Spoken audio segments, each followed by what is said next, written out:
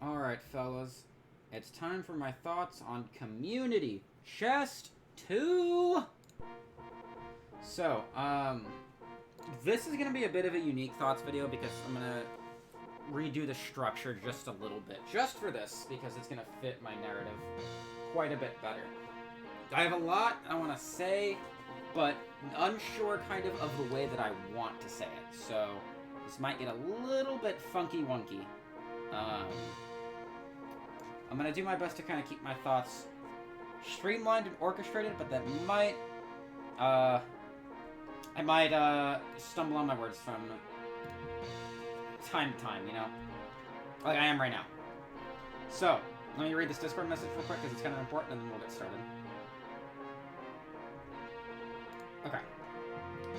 So, I'm actually going to start with the halls first. And I'm going to go from there. Because I want to spend the bulk of my time talking about one thing. And I think you all know the one thing. But I want to get all the small stuff out of the way first. So we don't get hung up on any of that, right? So, the halls for Community Chest 2, starting with the Hall of Fame. Dramatic pause. It's map 15. Some of you, because some of you know I'm a big fan of Mount Pain, some of you might have been thinking Mucus Flow. You know, anyway, as far as a map with tons of replayability and reasonably enjoyable combat, City Heat kind of met all my needs. It met all the needs in my loins. It hit all the right spots. It got me pregnant, so to speak. Metaphorically speaking, it metaphorically got me pregnant. Let me turn this down because the song is loud as fuck for some reason. It metaphorically got me pregnant. No. What I'm trying to say, basically, is that as far as an ideal map for me to play, it checks all the boxes. It's linear enough that I don't get turned around and lost, but you could go any number of ways that you want. You could do the combat however you want. You could kill everything methodically, or you could go into all the buildings, trigger all the ambushes, and just start chaos in the city square. I think it's great. I think City Heat is a fantastic map. And I know it was made by the ultimate doomer, Stephen Clark. He made License to Spell Doom, and I loved License to Spell Doom. So I think everyone's got a mapper that they can make whatever map they want, and they're gonna be a fan of the style. And I think for me, Ultimate Doomer is just that guy. That's just that he is like skill saw to Mount Pain, pretty much. It's pretty much just about not every case. But a lot of stuff he makes, I will probably tend to like. So, that's the Hall of Fame for Community Chest 2. The Hall of Game. First up, we have Map 7, To Hell and Back. I think we all know why. I really like the, you're going into a tech base with demons in it, you're clearing it out. You see that it's pretty much run by demons, and you're taken to the Hell Dimension with the orange, kind of yellow haze. It's great. It's awesome. I really like it. Really solid stuff. Next, Map 13, Annihilation Invention. I bitched about the combat in the beginning, but as time went on, I found myself really enjoying the combat more and more as the fights progressed.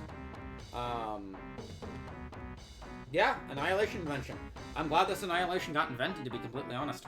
It was really solid. I really liked it. Next, Thematic Elements. Same thing. I think Annihilation Invention's the better map, but Thematic Elements had fast-paced combat, and I really liked it. I liked the combat, and that's why it's there. Next, Death Mountain. I wasn't sure about this map at first, but it had some time to age, and I decided then that yeah, this map can get a spot. This map was solid. I really liked it. I liked the I've never played Zelda either because I rewatched the Community Chest 2 episode, and I knew that so I saw that was the Zelda. It was a Zelda map. That was what Mount Pain said. I've also never I mean, I've played the original Zelda, but I've never beaten it. I've never beaten a Zelda game. So, that had no impact on me. But I like the way the map used the silent teleporters. I like that, you know, you go into a dark room and you're somewhere else entirely. And it doesn't, if you don't look at the auto map, it doesn't feel like you're in a new area. It feels like one combined, congested place. So before I continue with the Hall of Game, we're going to go in the opposite direction, and we're going to do the Hall of Shame right now. With all of the maps in Community Chest 2. And there's some pretty rough ones. What could possibly be in the Hall of Shame? Any guesses? Gene Bird, perhaps? Anyone think any of Gene Bird's maps are in the Hall of Shame? There can only be one map in there. Is it Gene Bird? Is it the Mucus Flow? Let's find out. Map 30 in threes. Alright, I need everybody right now to sit up. Or sit down, whichever it is. Clap your hands and say it with me, okay? Damaging floor is not a game mechanic. It's just annoying. Stop doing it. Damaging floor is fine if you use it as a means of preventing you from going a direction. Or blocking a secret, for example. I'm thinking E1M6 from Knee Deep in the Dead is an example. Industrial Zone's an example. Doom 2 Map 15. Or punishing you for fucking up platforming in a fair way. I'm thinking kind of E1M3, Toxin Refinery. Sort of. That could be done way better, but I think that's fine for like a new player. But putting it... Oh, also, actually, Map 27, Gethsemane. That has a good example of damaging floor usage, where you're like running through a cavern, and there's an archvile at one end, and you could think to back up, but you can't back up too far because there's damaging floor behind you. So, I think that's good use, because you can't just go full back. You have to kind of push him. I think that's good use. In threes is terrible use of damaging floor, because it's all over where you need to go.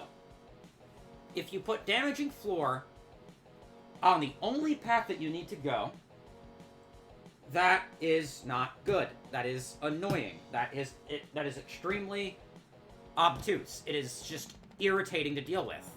It's a damage tax for no reason. You could make the argument that you're supposed to optimize your movement, but that's not really... If you're going to optimize your movement, I feel like that should be done in a combat scenario. It shouldn't be done by trying to dodge the thing that you need to walk on to progress the map. So that's it for the Hall of Shame. In threes, never playing that map again. Let's continue with the Hall of Game, shall we? Bam! That's it! You're noticing a map's missing. Let's talk about it. Let's talk about the Mucus Flow. Never before has a map divided me so hard on whether or not I should add it in the Hall of Game or not.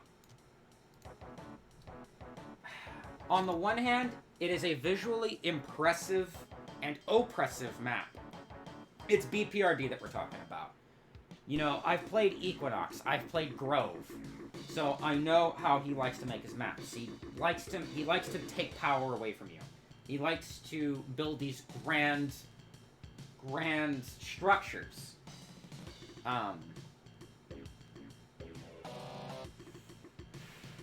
trying to think about how to word this. The Mucus Flow is anything. The Mucus Flow is nothing if not grandiose, right? It's a base submerged in slime with a beguiling MIDI playing the entire time. And never once do you really feel like you ever have the upper hand. It's very challenging. before this video, I put off...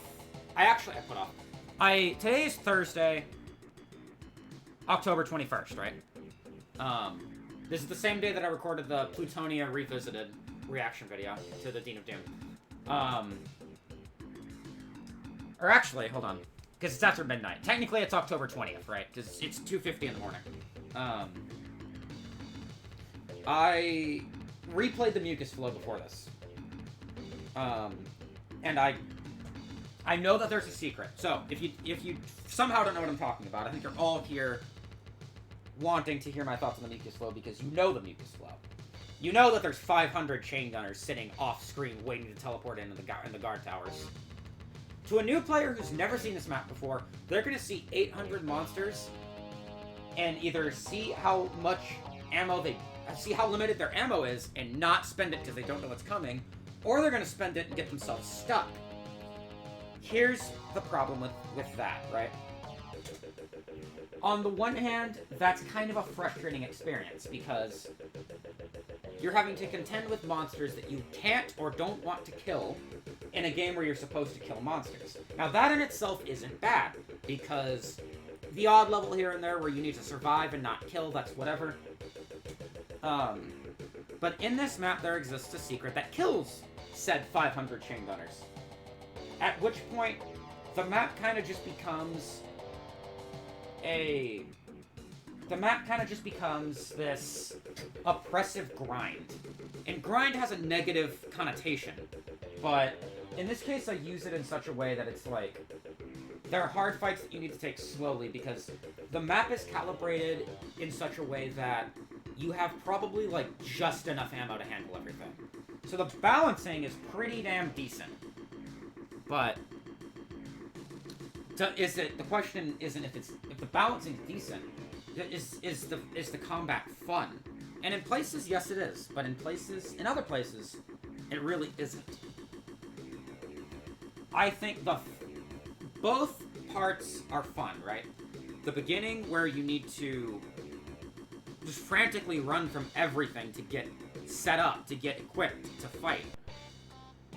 And then pressing forward to finish the map. It is also fun. My first playthrough, I ended with 33% kills because I didn't know about the secret that kills the chain gunners. So, I didn't want to spend a lot of my ammo because I didn't know what he was going to throw at me. And yeah, I kind of just ran forward and just tried to finish the map as quick as I could because I didn't know what was going to happen. I didn't know where the exit was. I didn't know what he was going to throw at me. My second playthrough, I activated the switch that killed the chain gunners, and I didn't get 100% kills, but I got pretty close. I think I got like 98 or 99 or something like that. And in my opinion, taking away the chain gunners turns the map from this oppressive experience into just an uphill battle. And it's an uphill battle that you can win, but I don't think that benefits the map in any particular way that it makes it feel rewarding to me, right? Fights like this are fine. I'm getting up and walking around now. Fights like this are fine if they're rewarding. But after taking out the chain gunners, it just turns into another hard map that I wasn't really the fondest of. It didn't really feel that rewarding to me to finish everything. Not necessarily because I had to kill the chain gunners, but it's like, take the 500 chain gunners out of the equation, right? The only way that they matter is like running back to get the weapons. And if you die running back, you're just going to reload a save and keep running back until you make it there. It's halfway a test in dodging chain gunners, but also halfway a test in just, are you lucky enough that they don't aim in your direction, you know? That they don't hit you. And ultimately, killing the chain gunners, or leaving them alive, doesn't impact the map all that much. It impacts the runs back, but as far as the final battle goes, they play zero part in it. And I'm thinking. I'm trying to think about how to process my thoughts. Ultimately, I think just what I'm trying to say is both aspects are fun, yes. Frantically running from everything, trying to equip yourself, but then getting equipped and doing battle. But both of these halves of the map combined, I just don't think feel rewarding to me. So, ultimately, I think I leave the mucus flow out of the halls. I don't think it's quite the map for me. I see the appeal. And here's the thing. I think when it comes to the mucus flow, I was talking to Mount Pain about this earlier, and he said hating it, what did he say? I think he said hating it's kind of a hipster thing, because it's popular to hate it. But, Mount Pain hated it at first, too, but as time passed, he started to love it more and more. And that ultimately has kind of... Ultimately, I do this to form my own opinions. I don't care what anybody else thinks of any other map. I mean, fuck, I actually kind of dig Gene Bird's maps, you know what I mean? I mean, fuck, I gave Scythe a fucking low C, so... Obviously, I formulate my own opinions. I don't care what anybody else thinks. And I think the mucus flow is just not for me. I don't think it's not my bag. But I see the appeal to it. But every time I hear people talk about the mucus flow, I hear them talk a lot about the MIDI. I hear them talk a lot about that. They focus on that. I fully believe that a MIDI can make the map. But I think in this case, it's possible that people just think... They think highly of the MIDI, and thus that makes the map better, in a sense, right? Try this. Just try this the next time you play a map that you really like, if you're unsure whether or not you like it. Mute the music. If you mute the music, and you play the map and you still like it, then it's a good map. I think. It's unquestionably a good map. But if you find that without the music, the map's not that great, or it suffers from it, then maybe you gotta reevaluate it, you know? And I feel like this is a case where people don't necessarily... I feel like people have kind of kidded themselves a little bit. They don't necessarily like the map, they like the MIDI. You know what I mean? Or they like the MIDI more than the map, and that makes them like the map more. Undeniably, I love the Mucus Flow's MIDI. But I don't think it makes the map... It makes the map better because I like the MIDI, but I don't think it makes me like the map enough to warrant giving it a spot on my, like, go-to. Take a drink of water real quick, because my throat's dying.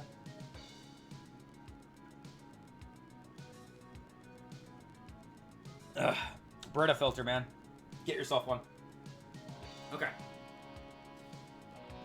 Now, from what I can gather, I'm not a historian, so don't take this as fact. This is just from my perspective so far. This is the second community project I've played. The first was 10 Sectors. One of the top 100 most memorable maps on the Cacklework page was the Mucus Flow. And I think it was described as something like the map you remember from Community Chest 2. And I remember Mount Pain said in the Dean of Doom episode, if the Mucus Flow was not in Community Chest 2, the Community Chest 2 episode would not have been made. He says it right in the video. I feel like Community Chest 2 has been overshadowed by the Mucus Flow so much that at this kind of time, I feel like it kind of has the potential to start a magnum opus style movement. This is a very magnum opus style map. And I feel like, because I've heard things, I've heard about Community Chest 3. I've heard people say that that WOD is extremely magnum opusy. Every other map is just some 45-minute adventure. And I think this could have started a movement that had people wanting to make their own magnum opus. And it's not even necessarily this map that could have done it. I mean, think about it. A community project with no mapping restrictions, and you get one map. You want to make it something big. You want to make it something that people are going to remember. So I feel like with the mucus flow being in this WOD, it could have given people inspiration to try to make their own big map. And I feel like Day is Full probably had more of an impact on that than the mucus flow did. But both of these maps combined, I feel like, gave people some sort of inspiration to make a magnum opus map. A lot of people to make their own magnum opus map. And that's fine. That's great. People mapping. That's awesome. But I feel like people could take the wrong ideas. They could take the wrong aspects of this and put it in their map. They could make this map overly grindy. They could make the combat too hard. They could make the progression too obscure. People confuse obscure progression for grand gameplay. I feel like people are gonna take the wrong ideas from this. At this time period, they could take the wrong ideas from this and make not good maps. You know what I mean? That's what worries me about stuff like this, is it's one thing to pave the way, but that paved way could lead the path towards, some not good stuff. Ultimately, what I'm trying to say is, when you take inspiration from something, double, triple check, make sure it's enjoyable from all aspects. That's what I think. Not that the mucus flow isn't enjoyable at all, but when you take inspiration from something, make sure it's good. Make sure it's enjoyable. This has hardly been a discussion on Community Chest 2. This has been mostly the mucus flow. This is the mucus flow show.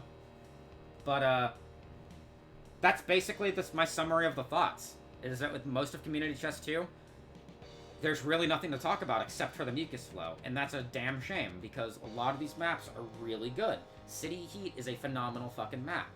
But I don't really hear anybody ever talk about it because it's all in the mucus flow. But those are my thoughts on Community Chest 2. I give it a low 6 out of 10 because a lot of it is just kind of not bad, but just not really outstanding, So, yeah. Community Chest 2. We finally passed to go. Good night, friends.